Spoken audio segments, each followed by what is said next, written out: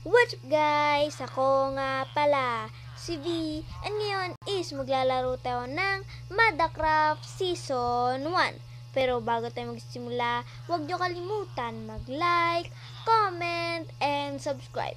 So ano pang hinihintay natin?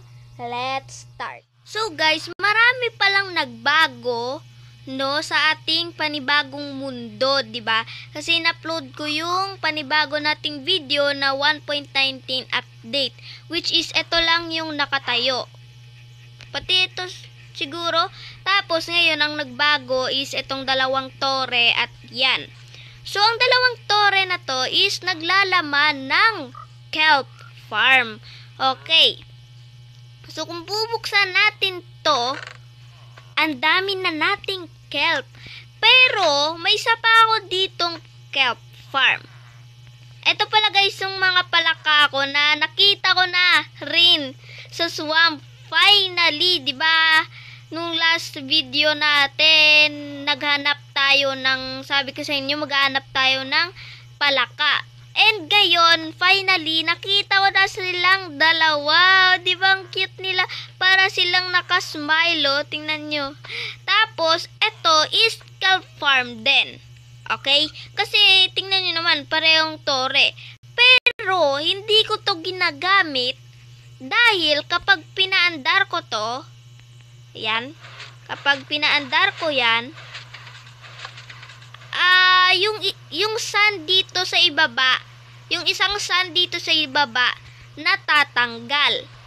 And, yung sand dito sa taas, natatanggal din. So, isang kelp na lang yung gumagana, parang ganon.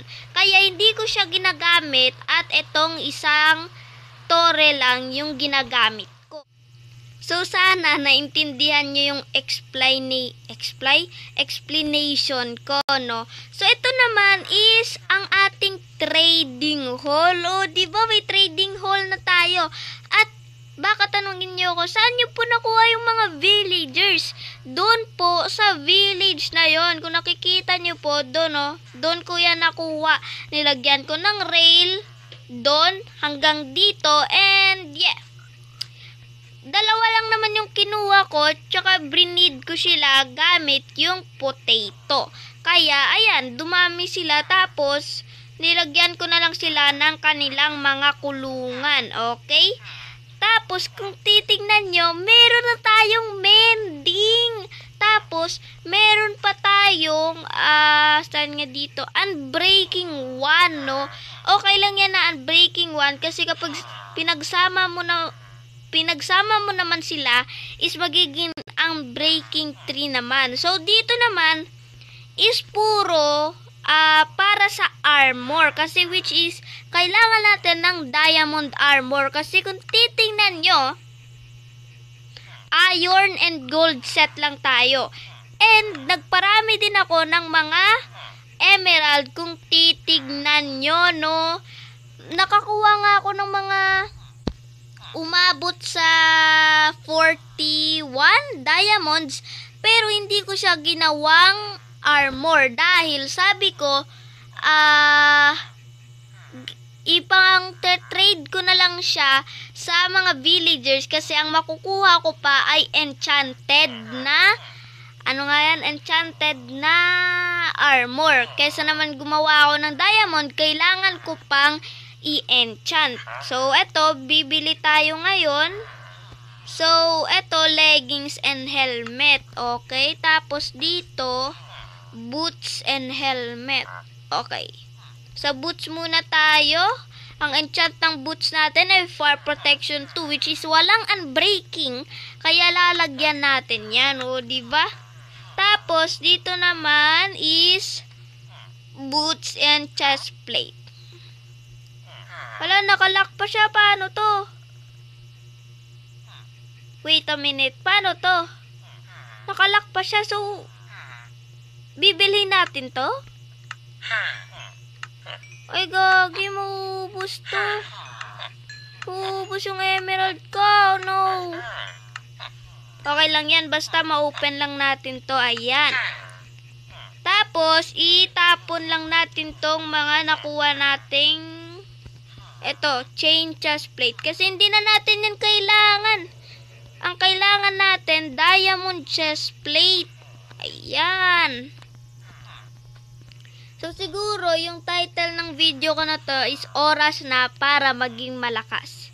Ayan, projectile protection 2. Walang unbreaking. Kailangan natin yan lagyan ng unbreaking. So, boots, helmet, leggings. Kailangan natin ng leggings. Ito yung leggings. Bili tayo ng leggings. Ayan. At last, helmet na lang. So, okay, ito, goods, may unbreaking 2. Okay, so, bibili tayo ng shield para mapuno natin yung blue na yan. Ayan. So, yung enchant niya is protection 2 lang. Okay, hindi naman tayo kulangin sa emerald kasi madami pa yung natira sa emerald natin. So, baka pala guys, sabihin nyo, nasan si Burgeta?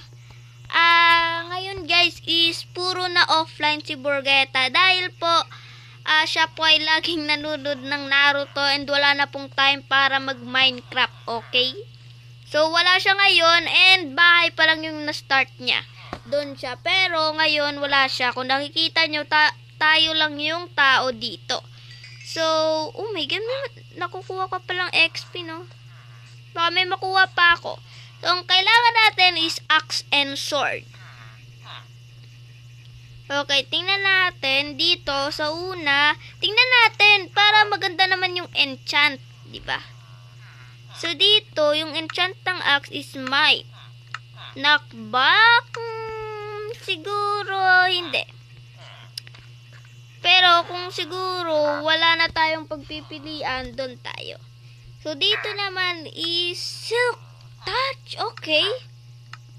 Bane of Arthropod. Sige, pwede. So, yun pa lang yung kalawang villager pa lang yung naiisip ko na ipagtitrade natin.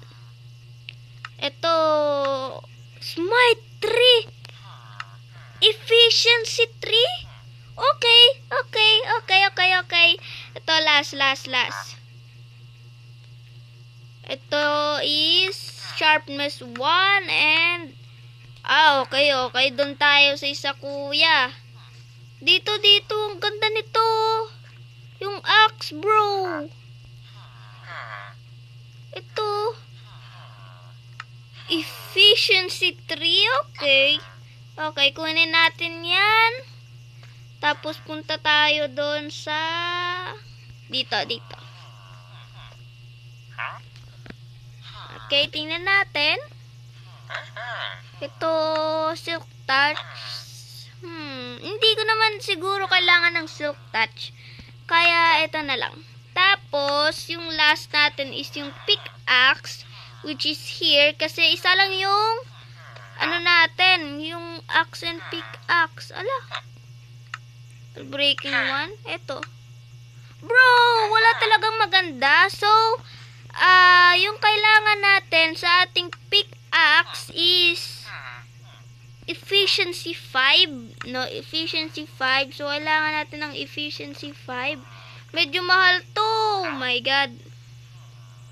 Mahal to. Tingnan nyo na. Kailangan pala ng book. Oh my God. Tinapon ko lahat ng book ko kasi akala ko hindi ko na siya kakailanganin. Oh my God. So, siguro, kukuha muna ako ng mga sugar cane and leather para makagawa tayo ng siguro mga 10 books. Okay na, no? So, guys, nakagawa na ako ng 10 books.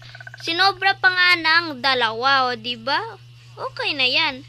So, yung pickaxe natin is kailangan nating lagyan ng efficiency 5. Which is napakamahal. Tingnan niyo naman. 1 stack, oh my God. Wala na tayong magagawa. Kailangan natin yan eh. Tapos, ano pa ba yung kakailanganin natin? Siguro yung mga natin, yung mga armor natin is kailangan natin lagyan ng mending. Okay, lagyan natin ng mending. So, kakailangan natin ng 4 na mending. Oh my God! Ang mahal naman ng mending! Hala ko! Naku po talaga. Ubus ang aking emerald. Oh my God! Ubus! Hindi pa kakasya sa sword ko! So, sa susunod na lang siguro natin lagyan ng mending sword natin. So, ay, hindi pwede pa kasi wala naman akong kakailanganin na iba pa, no? So, bilhin na lang natin itong mending. Ayan. Tapos matulog na tayo kasi baka may mga mobs. Oh my God.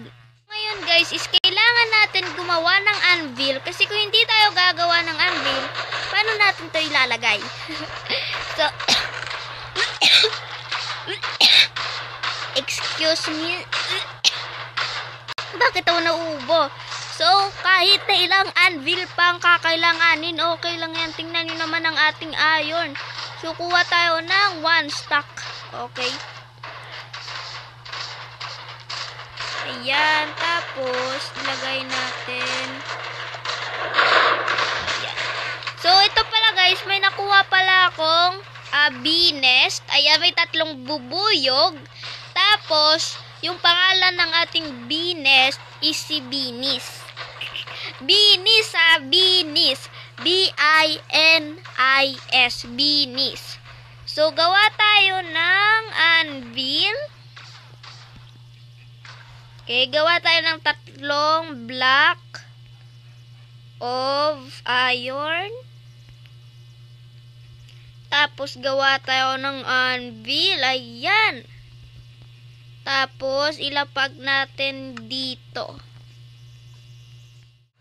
So, guys, sa susunod na lang natin lagyan ng unbreaking ang ating mga gamit dahil wala na tayong emerald. So, siguro, pagkatapos ng recording ko is mag-grind ako ng mga emerald para may ma-trade tayo sa villagers and baka kakuha tayo ng unbreaking. Pero off-cam ko na lang yun gagawin. So, isuot na natin ang ating, oh my God, ang ganda tignan! Kahit lang yung skin natin, si Steve, okay lang yan. Okay, tapos, sa mga nanonood para sa akin, like, pwede nyo ba akong turuan kung paano palitan yung skin sa 1.19? Kasi hindi ko alam kung paano. Kasi kung alam ko, di sana napalitan na natin tong skin natin. Oh my God. So, tingnan natin yung ating itsura. Oh my God, nakakasilaw. Tingnan niyo naman, ang ganda. So, yun lang guys ang video para sa araw na ito. At kung nagustuhan nyo, huwag nyo kalimutan mag-like, comment, and subscribe. Yun lang, goodbye, see you next time. Mag-grind pa kasi ako